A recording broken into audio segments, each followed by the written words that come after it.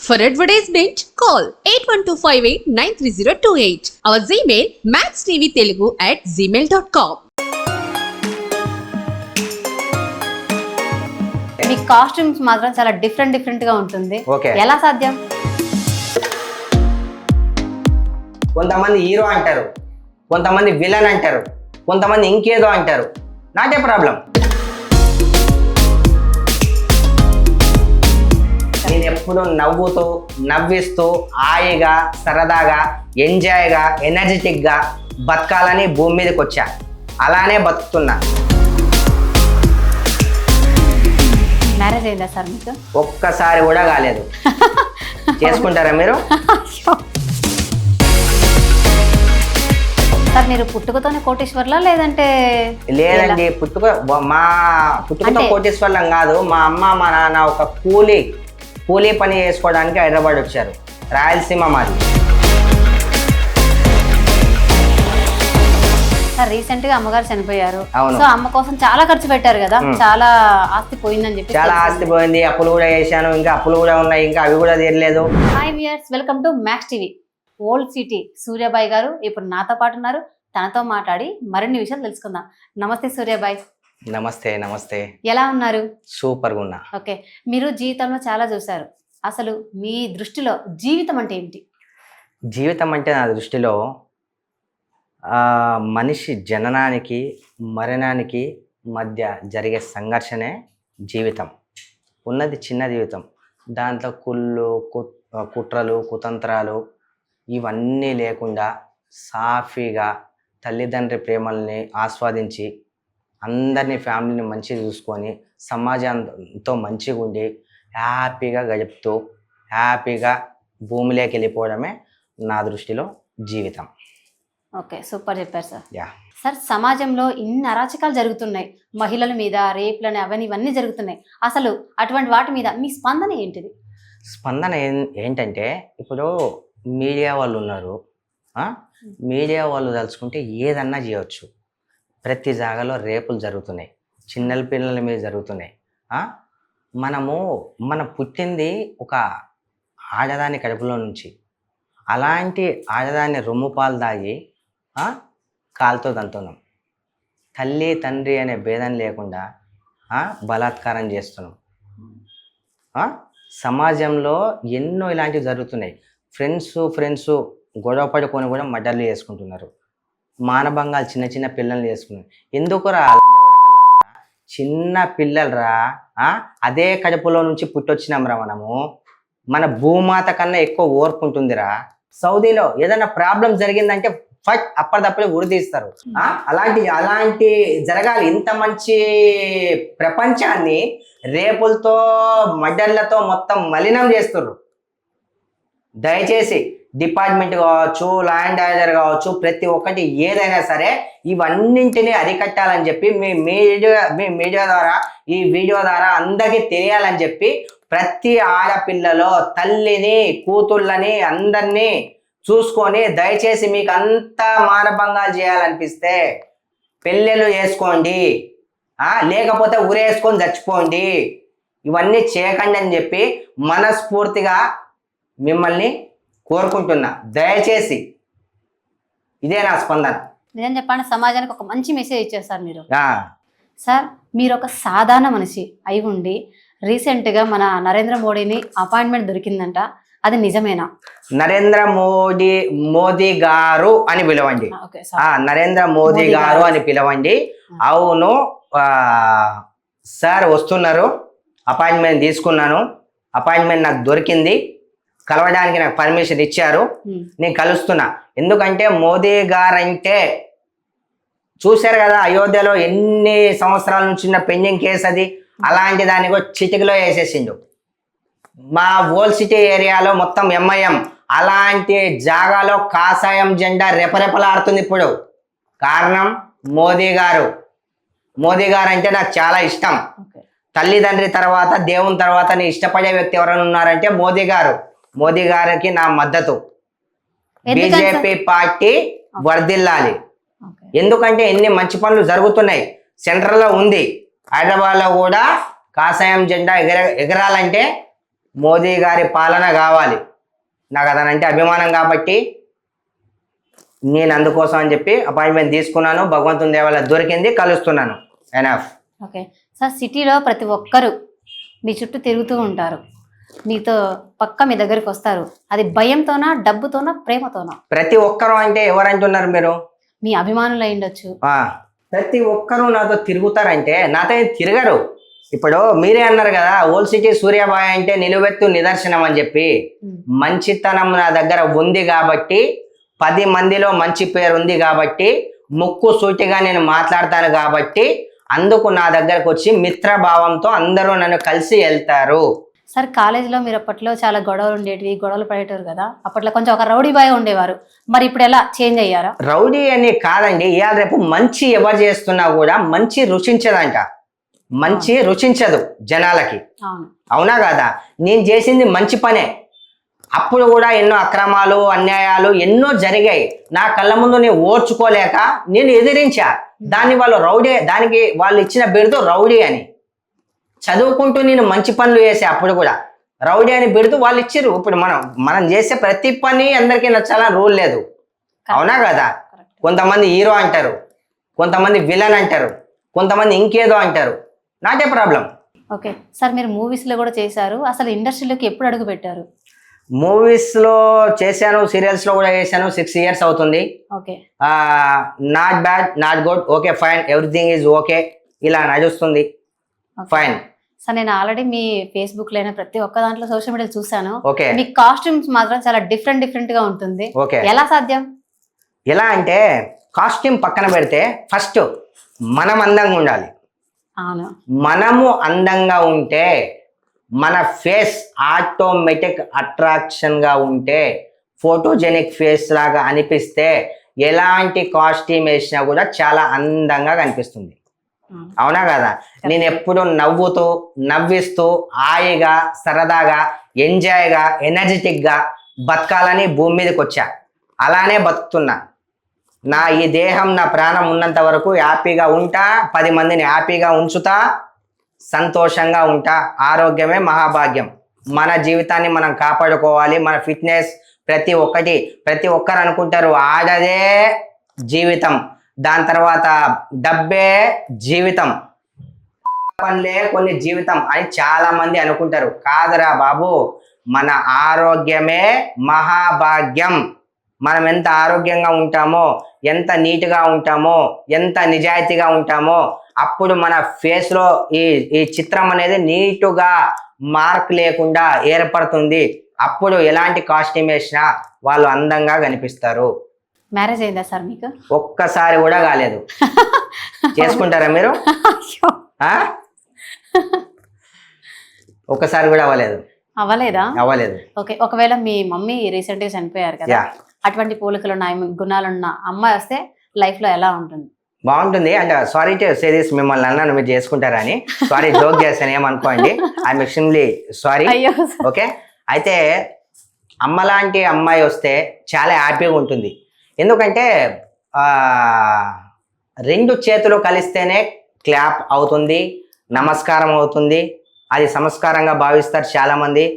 ఈ చేతికి సేమ్ ఇలానే కరెక్ట్ సమానంగా ఉన్న చేయి దొరికితే చాలా సంతోషంగా ఉంటుంది.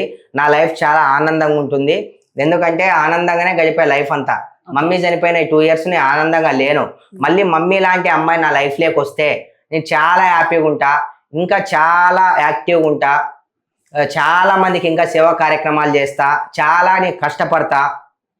ప్రతి విషయంలో అలాంటి అమ్మాయి రావాలని చెప్పి మనస్ఫూర్తిగా నేను కోరుకుంటున్నా. మీరు కూడా కోరుకోండి. పక్కా కోరుకుంటున్నాను సార్. ఎందుకంటే క్యారెక్టర్ ఉన్న అమ్మాయి ఈ సమాజంలో, క్యారెక్టర్ ఉన్న అబ్బాయి ఈ సమాజంలో దొరకడం చాలా తక్కువ. అలా దొరికినప్పుడు వాళ్ళు చాలా అదృష్టవంతులు. ఈవెన్ అమ్మాయి కావచ్చు, అబ్బాయి కావచ్చు. అవునా కదా? మనం చేసిన పాప పుణ్యాలు మంచి దాన్ని బట్టే మనకు వచ్చేవాళ్ళు కూడా రాసి పెట్టుంటారు దేవుడు. అందుకు నేను మంచి చేశాను కాబట్టి ఇంతకుముందు జరిగిపోయింది ఏదో జరిగిపోయింది, ఇప్పుడైనా నా లైఫ్ చాలా హ్యాపీగా ఉండాలని చెప్పి కోరుకుంటున్నా. ఓకే సార్, మీరు పుట్టుకతోనే కోటీశ్వర్లా లేదంటే? లేదండి, పుట్టుకతో కోటీశ్వర్లం కాదు. మా అమ్మ మా నాన్న ఒక కూలీ కూలీ పని చేసుకోవడానికి హైదరాబాద్ వచ్చారు. రాయలసీమ మాది. రాయలసీమ. కూలీ పని చేసుకొని నన్ను చదివించారు. కూలీ పని చేసుకొని నాకు తిండి పెట్టారు. ఇంత చదివించింది, ఇంత చేసింది మొత్తం మా అమ్మ వాళ్ళు స్లమ్లో ఉండి కూలీ పని చేసి ఈ స్థాయికి నన్ను తీసుకొచ్చారు. నేను ఒక స్థాయికి వచ్చిన తర్వాత నా బ్రెయిన్ని, నా తెలివిని, నా మంచితనాన్ని, నేను ఎప్పుడో చేసుకున్న పుణ్యాన్ని, నా తల్లిదండ్రులు చేసిన పుణ్యాల వల్ల కావచ్చు, భగవంతుని దయ వల్ల ఈ స్టేజ్లో ఇలా మీ ముందు వచ్చా, మీ ముందు నిలబడ్డా. ఇది సార్ రీసెంట్ గా అమ్మగారు చనిపోయారు. అవును. సో అమ్మ కోసం చాలా ఖర్చు పెట్టారు కదా, చాలా ఆస్తి పోయిందని చెప్పి. చాలా ఆస్తి పోయింది, అప్పులు కూడా చేశాను, ఇంకా అప్పులు కూడా ఉన్నాయి, ఇంకా అవి కూడా తీరలేదు. ఇప్పుడు అప్పులు ఉన్నాయని చెప్పి మనం తినకుండా ఉంటామా, బట్టి వేయకుండా ఉంటామా? మనం ఈ స్టిల్లో ఇలా ఉన్నాం, దీన్ని తక్కువ చేసుకుంటామా? మనం ఇలా ఉంటేనే సమాజం మనల్ని ఇష్టపడుతుంది. ఇలా లేము అని తెలిసిన రోజు సమాజం మనల్ని ఇష్టపడదు. జో దిక్తా ఓ బిక్తా, అది జో దిక్తా ఓ బిక్తా. నేను దాన్నే ఫాలో అవుతున్నా. ఇప్పుడు ఒకటే చెప్తా, మనం ఏం తీసుకెళ్ళే ఉంది, ఒక్కరే వస్తాం, అవునా కదా? వచ్చేటప్పుడు తల్లి కడుపులో నుంచి ఒక్కరిగానే వస్తాం, ఒక్కరిగానే వెళ్ళిపోతున్నాం. మధ్యలో జరిగిన ఈ ఎంటీ పేపర్ ఉంటుంది కదా, మధ్యలో మన ఎంటీ పేపర్ చాలా మంది అంటారు పైన దేవుడు రాసి పెట్టి ఉండాలని చెప్పి. దేవుడు రాసి పెట్టి ఉండడు. మన ప్రవర్తన, మన నిజాయితీ, మన మంచితనాన్ని మనం ఎలా, ఒక బొమ్మను మనం ఎలా మలిస్తే అలా ఉంటుంది అది. ఆ ఎంటీ పేపర్ని మనం ఎలా అయితే రాస్తామో, మన జీవితాన్ని మంచిగా రాసుకోవాలన్నా చెడుగా రాసుకోవాలన్నా మన చేతుల్లోనే ఉంటుంది. ఈ మధ్య జరిగేదే మంచి చెడు. మన ఎంటీ పేపర్ని మనం ఎలా రాసుకుంటామో మన జీవితం అలా ఉంటుంది. నేను మంచిగా రాసుకున్నా, మంచిగా ఉండాలనుకున్నా కాబట్టి నా లైఫ్ ఇలా ఉంది. ఓకే సార్, ఇప్పుడు ఇంత గోల్డ్ చేయించుకున్నారు, మెడలో వేసుకోవడం కంటే అది ఇంకా లేని వాళ్ళకి ఇంకా పెడితే బెటర్ కదా. ఆల్రెడీ నేను పెడుతున్నా కదండి, చెప్పాను ఇందాక, జో దిక్తా ఓ బిక్తా అని. నిజమే సార్, బట్ నిజం చెప్పండి, సమాజంలో ఇంకా చాలా మంది ఉన్నారు కదా, కల్లా నేను చూస్తూ ఉన్నాను, ఇంకా ఇలా చాలా మంది ఉన్నారు. ఒకటి మీరు చెప్పేది నేను ఒక టు బి ఫ్రాంక్ ఆలోచించాలంటే, ఇక ఏ పెద్ద అంబానీ లాగానో లేకపోతే పెద్ద పెద్ద బ్యాంకులు ఏమైనా చోరీ చేయాలి. అలా చేస్తే మొత్తం అందరినీ, ఇప్పుడు మన కంటి చూపు ఉంది, ఆ కన్ను చూపు ఎంత వరకు కనిపిస్తుందో అంతే చూడాలి మనము. మన కడుపు ఉంది, ఎంత పడితే అంతే తినాలి మనం కూడా అంతే, మనతో ఎంత అయితే అంతే చేయాలి. అంతకు మించి ఓవర్ అడ్వైజ్ అవ్వద్దు. ఎందుకంటే ఎటో కాకుండా పోతాం. దేవుడు ఇప్పుడు ఇంత ఇచ్చింది కాబట్టి ఇంత వేద్దాం, చూద్దాం ముందు, అవునా కదా? ఇప్పుడు చీఫ్ మినిస్టర్ ఎవరు మనకు? ఇప్పుడు రేవంత్ రెడ్డి ఓన్లీ తెలంగాణకు మాత్రమే చీఫ్ మినిస్టర్. ఆయన కడుపులో అంతే పడుతుంది కాబట్టి అంతే ఇచ్చారు. లేదు నాకు ఏపీ కూడా కావాలంటే బాగుండదు కదా. ఏపీ వచ్చిన రోజు చూద్దాం, నేను కూడా అలానే ఆ టైం వచ్చిన రోజు మీరు చెప్పిన అది చూద్దాం. ఇప్పుడు ఇంతవరకే పరిమితం మనం. సార్ మీరు పెద్ద పెద్ద వాళ్ళకి మీరే బినామీ అంట కదా, అది ఎంతవరకు నిజం? ఎవరు చెప్పారు మీతో? ఎవరైనా చెప్పారా? లేదంటే మీరు ఊహించుకొని అడుగుతున్నారా? లేకపోతే నేను ఇలా కనిపిస్తున్నా అని అడుగుతున్నారా? చెప్పండి. అంటే అనుకుంటుంటారు కదా సార్, సమాజంలో చాలా అనుకుంటారు. లోకులు కాకులండి, ఎన్నో అనుకుంటారు. పెద్ద పెద్ద వాళ్ళకి నేను బినామీ అయితే, పెద్ద పెద్ద వాళ్ళకి బినామీ అయితే నేను ఇంకా పెద్ద చైన్లు వేసుకొని వచ్చేటోని, ఇంకా ఎక్కువ బంగారం వేసుకొని వచ్చేటోని, అవునా కదా? ఈ బట్టలు కూడా బంగారం వేసుకొని వచ్చేటోని. అది ఏదో రూమరు, ఎవరో క్రియేట్ చేసారు, లేకపోతే మీరు అడుగుతున్నారు నాకు తెలియదు. కానీ పెద్ద పెద్ద వాళ్ళకు బినామీ ఉండే అంత, నేను ఇంకో విషయం, బినామీ అది దూరం విషయం, కానీ ఒకరి దగ్గర ఈ సూర్యాబాయ్ ఎప్పుడు తల దించడు, ఒకరి కింద ఎప్పుడు బతకడు, ఒకరి కింద ఎప్పుడు లొంగడు. అది సూర్యాబాయ్. నేను ఎవరికి బినామీ కాదు, నా కష్టం మీద నేను బతుకుతా, నా కష్టాన్ని నేను నమ్ముకుంటా. ఇది సూర్యాబాయ్. సార్ మీరు లైఫ్లో ఎప్పుడైనా మోసపోయారా? చాలా మోసపోయా. ఎంత మోసపోయినా అంటే నా లైఫే స్పైల్ అయిపోయేంత మోసపోయా. ఈ బతుకు నాకు ఇంకా అవసరమా అనేంత మోసపోయా. నా ఫైల్ని డాక్టర్ చూసి నువ్వు ఇంకా బతికే ఉన్నావా అనే స్టేజ్కి వచ్చి అంత మోసపోయా. ఒకటేసారి దెబ్బ మీద దెబ్బ తగిలినాయి. నేను ఇంకా బతుకున్నా అంటే మా తల్లిదండ్రులు చేసిన పుణ్యం కావచ్చు, నేను చేసిన పుణ్యం కావచ్చు, ఎలానో నేను బతుకున్నా 100%. చాలా అంటే చాలా నేను మోసపోయా. కానీ నేను కెమెరా ముందు చెప్పుకునే విషయం కాదది, నేను చెప్పలేను. అలాంటి మోసం ఇంకొకసారి లైఫ్లో జరగవద్దని చెప్పి ఆ భగవంతుడిని మనస్ఫూర్తిగా నేను కోరుకుంటున్నాను. సమాజంలో మిమ్మల్ని ఇట్లా ఏమంటారు సెటిల్మెంట్లు ఇవన్నీ చేస్తుంటారు. ఒక రౌడీ షీటరా లేదంటే యాక్టరా సోషల్ యాక్టివిస్టా ఇవన్నీ ఏం అర్థం కావట్లేదు జనాలకి. అసలు మీరు ఒకసారి క్లారిటీ ఇస్తారా? నువ్వు మంచిగా ఉంటే నీతో మంచిగా ఉంటా. దాన్ని బట్టి మీకు ఒకటి అర్థమైపోవాలి, మంచి వాళ్ళకి మంచోని, చెడ్డోళ్ళకి చెడ్డోని. నా వంతు సాయంగా నేను ఎక్కడెక్కడ ఏం చేయాలో అది చేయాలి అని నా మనసులో ఉంది కాబట్టి అది నేను చేస్తా. అవునా కదా? ఎవరో రౌడీ అన్నంత మాత్రాన, ఎవడో కూనిగోరు అన్నంత మాత్రాన, ఎవడో ఇంకేదో అన్నంత మాత్రాన, కుక్కలు మురిగినంత మాత్రాన ప్రతి ఒక్కటి పట్టించుకునే అలవాటు నాకు లేదు. పెద్ద పెద్ద మహానుభావులనే ఎన్నో రూమర్స్ వస్తుంటాయి, మనమెంత చీటికేదంతా. అవునా కదా? నేను అవి పెద్దగా పట్టించుకోను, వదిలేయండి. ఓకే యా సార్, మీకంటే లైఫ్లో ఏమైనా గోల్ ఉందా? లైఫ్లో నాకు చాలా గోల్ ఉంది. నా గోల్ ఏంటంటే ఎక్కడ కూడా ఏ ఒక్క తల్లిదండ్రిని కొడితే వానికి మంచి కొట్టి కౌన్సిలింగ్ ఇచ్చి తల్లిదండ్రి వాల్యూ ఏందో తెలిసేలాగా చేసి నా తల్లి నా తండ్రి అని మార్చాలని ఉంది అలాంటి నా కొడుకుల్ని. Super sir. అత్యాచారాలు ఎవరైతే చేస్తున్నారో అలాంటి నా కొడుకుల్ని తల్లి చెల్లి కూతురు బిడ్డ వాళ్ళ కడుపులో నుంచే వచ్చాం మనము, అలాంటి కౌన్సిలింగ్ ఇచ్చి అలాంటి వాళ్ళని మార్చాలని ఉంది. తినడానికి లేనోళ్ళకి ఎంత కష్టపడైనా సరే ఆఖరికి నా దగ్గర అన్నీ అయిపోయిన తర్వాత ఎవరన్నా వచ్చి నా శరీరాన్ని రాసిచ్చేసా. నా కళ్ళు కావచ్చు, నా ప్రతి ఒక్క నా శరీరాన్నే రాసిచ్చేసా. నా మంచి జరగడం కోసం నా ప్రాణమే పోతుందంటే ఈ ప్రాణాన్ని తీసుకెళ్ళి ఇలా ఇవ్వడానికి కూడా నేను రెడీ. ఇలాంటి సమాజాన్ని నేను కోరుకుంటున్నా. అసలు మీరు ఇంతకుముందు సూర్యానా? అసలు మీ పేరే సూర్యబాయ్ ఏంటి అసలు? సురేష్ రాజ్ నా పేరు. సురేష్ రాజ్. మరి ఓల్డ్ సిటీ సూర్యబాయ్గా ఎలా వచ్చింది నేము? ఎలా వచ్చింది అంటే చెప్పలేం. ఎలా వచ్చిందంటే జనాలు ఎవరో క్రియేట్ చేసుకొని దేని వల్లనో కావచ్చు, మంచి వల్ల లేకపోతే చెడు వల్ల దేని వల్ల ఏదో ఒకటి సూర్యాబాయ్ అని చెప్పి పిలుస్తున్నారు.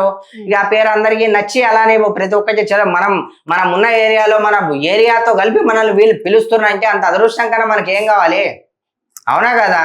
అదృష్టం దేవుడు ఇచ్చిందా అని నేను అనుకుంటలేను, ఆ అదృష్టాన్ని కూడా నేనే లిఖించిన అని చెప్పి నేను అనుకుంటున్నా. నేను కష్టపడి నేను క్రియేట్ చేసుకొని నేను నిరూపించుకొని నేను అన్ని చేయడం వల్ల అలాంటి పేరు వచ్చిందని చెప్పి నేను ఫీల్ అవుతున్నా. హ్యాపీ, సంతోషం. Thank you sir. ఇప్పుడు ప్రజెంట్ మీరు ఇంకా ఏం చేస్తున్నారు? ప్రాజెక్ట్స్ ఏమైనా? ప్రాజెక్ట్స్ నడుస్తున్నాయి, సోషల్ వర్క్ అవి నడుస్తున్నాయి, కొన్ని పనులు నడుస్తున్నాయి. ఎందుకంటే పొట్ట నిండాలంటే 10 మంది ఏదైనా చేయాలి కదా. అది సార్, మీ మాటల్లో మీ అమ్మ మీద ప్రేమ మాకు అర్థమవుతుంది. సో ఆమె రుణం ఎలా తెచ్చుకోబోతున్నారు మీరు? ప్రతి ఆడ మనిషిలో మా అమ్మని చూసుకోవాలనేది నా ఫీలింగ్. ప్రతి ఆడ మనిషిలో రేపొద్దున వచ్చే నా భార్యను కూడా నా తల్లిలాగానే చూసుకుంటా. ఎందుకంటే భార్య అంటే ఓన్లీ భార్యనే కాదు, భార్యను మనకు ఆకలి అయినప్పుడు, మనల్ని మంచి చూసుకోవాల్సినప్పుడు, మనతో ఉండాల్సినప్పుడు అన్నీ మనకి ఇవ్వగలదంటే ఒకటి భార్య మాత్రమే.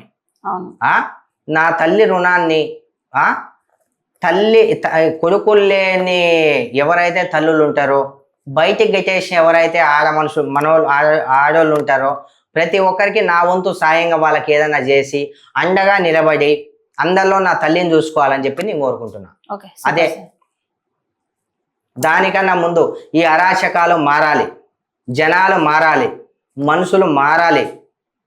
సరే, మారాలంటే ఏం చేద్దాం సార్? మరి మారాలంటే చెప్పాను కదా, జనాలు మారాలన్నా వాళ్ళకొక భయం అనేది క్రియేట్ కావాలి. నేను ఈ తప్పు చేస్తే తప్పు జరిగిన వెంటనే నాకు ఈ పనిష్మెంట్ వస్తుంది అనే భయం అనేది ఎప్పుడైతే జనాల్లో క్రియేట్ అవుతుందో అప్పుడే ఈ సమాజం మారుతుంది. అలా తీసుకురావాలంటే ప్రభుత్వం చేతిలో ఉంది. మరి ప్రభుత్వం కూడా అలానే ఉంటుంది కదా? ప్రభుత్వం కూడా అలానే ఉంటుంది కదా, చెప్పాను కదా, అది మారాలని చెప్పి కోరుకుంటున్నాను. నేను నాలాగా నేను ఒక్కని కోరుకుంటే సరిపోదు, ఎంతో మంది దీనికి ఒక రెండు చేరు కలిస్తేనే క్లాప్స్ అవుతాయి. నాకు తోడుగా నిలబడాలి అనుకున్న వాళ్ళు ఎంతో మంది దీన్ని చేస్తే అవుతుంది. ఇప్పుడు అంతా ఇప్పుడు తెలంగాణ ఉట్టిగా వచ్చిందా? కేసీఆర్ ఏం చేసిండో ఏమో, ఎంత చేసి సాధించుకుని తెలంగాణ సాధించి 2 సార్లు చీఫ్ మినిస్టర్గా గెలిచిండు. ఏదో అతని అహంకారం వల్ల ఏదో ఇక మేమే గెలుస్తామన్న దాంతో ఇప్పుడు ఓడిపోయారు. ఓకే. అది మనిషికి ఏ స్థాయిలో ఉన్నా ఎంత ఎత్తుకెదిగినా ఎంత ఎక్కడ నిలబడ్డా మన నీడ మనల్ని వదలదు. ఎంత పైకి ఎదిగినా ఒదిగి ఉండాలనేది నా ఆ మార్పు అనేది మీ త్రూ ద్వారా జరిగితే ఇంకా హ్యాపీగా ఉంటుంది. చాలా హ్యాపీగా నా వంతు కృషి నేను చేస్తా. అవును. మీరు కూడా చెప్పండి. ఎందుకంటే నేను ఇంటర్వ్యూలోనే చెప్తున్నాను కాదు, ఈ ఇంటర్వ్యూ 10 మందికి చేరాలి. 10 మంది నా ఆవేదన 10 మందికి షేర్ అవ్వాలి. నాలాగానే ఇంకా నన్ను చూసి ఇంకొకరు మారాలి, సిస్టమ్ మారాలి.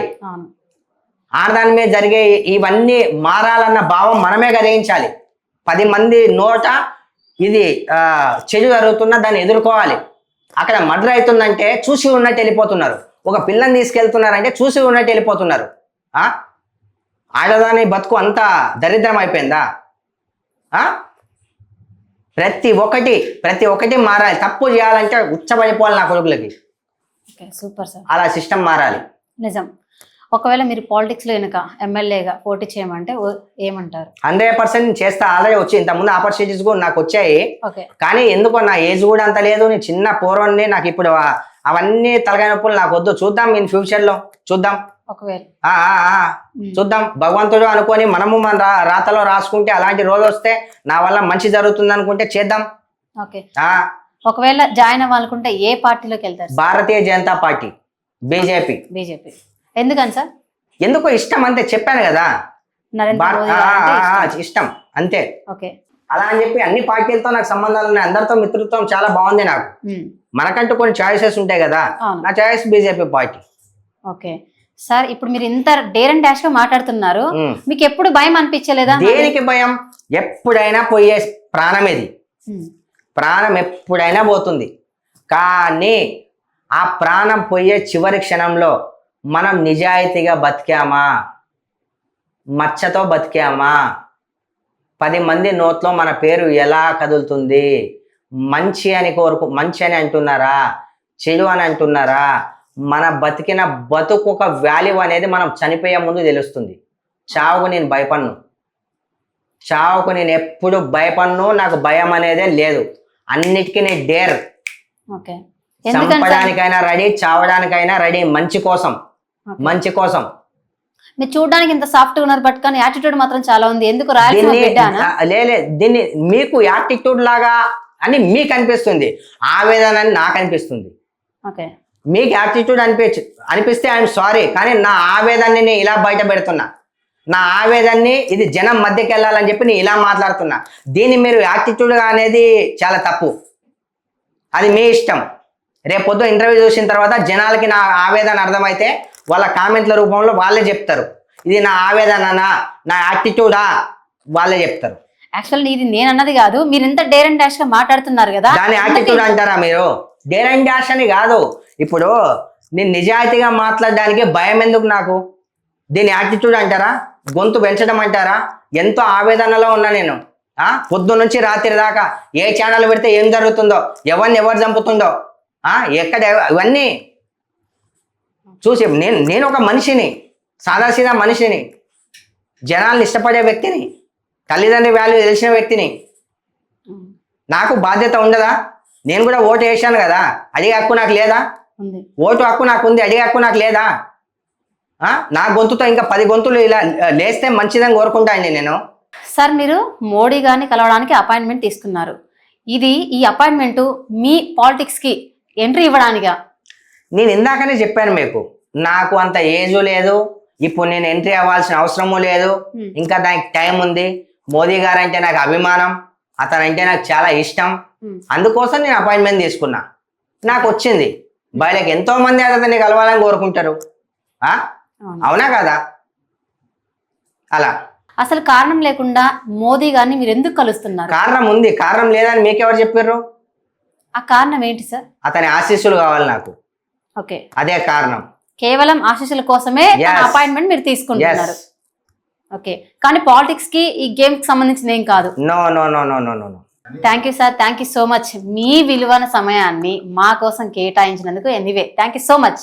థ్యాంక్ యూ అండి. అండ్ దయచేసి నేను చెప్పే విధానం ఎవరికైనా ఒకవేళ నచ్చకపోతే, తప్పుగా మాట్లాడినట్టయితే ప్రతి ఒక్కరికి నా శిరస్సు ఉంచి రిక్వెస్ట్ సారీ చెప్తున్నాను. మీకు నచ్చుతుందనే నేను మాట్లాడింది నా ఆవేదనతో మాట్లాడినా.